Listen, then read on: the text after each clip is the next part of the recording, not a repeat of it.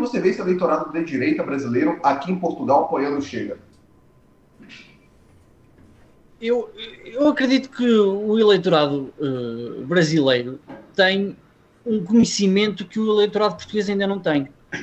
Porque esta história do Lula já se vive há muito mais tempo no Brasil do que em Portugal. Esta tentativa de combater a esquerda desta maneira já se vive no Brasil de forma muito mais forte do que em Portugal.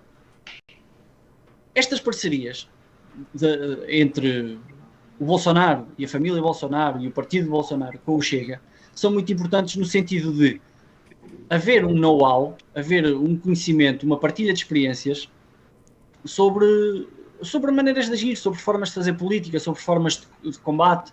Quer dizer, e os brasileiros emprestam essa força ao Chega, não é?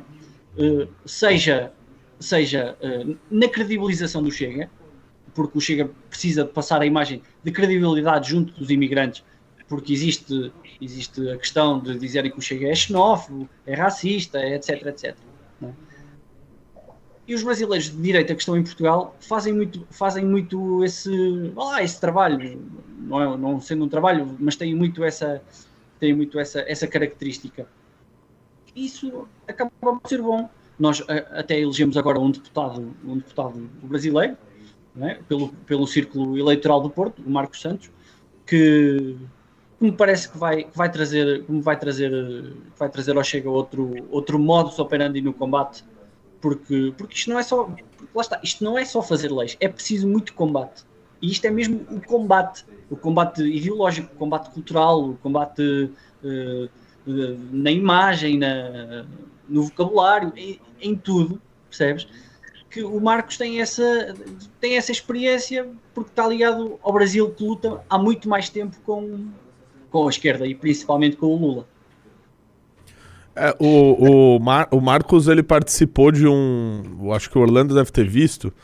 É isso que eu ia falar agora. Eu até postei um vídeo sobre isso, de uma entrevista. Ele participou de uma entrevista aqui num jornal brasileiro, o UOL. Um jornal, né, entre muitas aspas, um jornal cheio de militantes políticos. E ele foi dar a opinião dele sobre racismo, né, e ele foi prontamente interrompido e a entrevista foi encerrada. Né, não quiseram nem escutá-lo o que ele tinha para dizer. Depois você manda esse vídeo pro Miguel, não sei se ele já viu. Não, eu tive conhecimento, mas ainda não vi. Mas olha, não querendo interromper a dinâmica, existe uma coisa que o Chega está a fazer muito bem, que é desmistificar a questão do racismo. Nós temos um deputado no partido, um dos ideólogos do partido, que é o Gabriel Mita Ribeiro. Ele é moçambicano e é doutorado em estudos africanos e é professor, tem uma série de valências.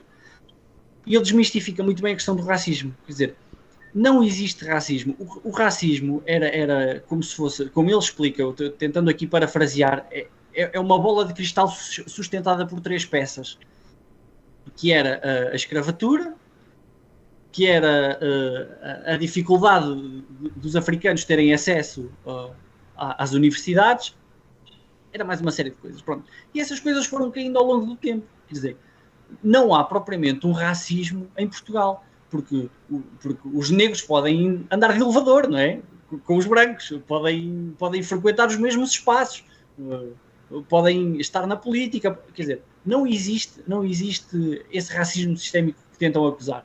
E o Marcos desmistifica isso muito bem, porque o Marcos é negro, é brasileiro, e ele tem acesso a tudo o que os portugueses têm, inclusive é acesso à política portuguesa, com um lugar que é de honra, que é ser deputado da Assembleia da República. Não é?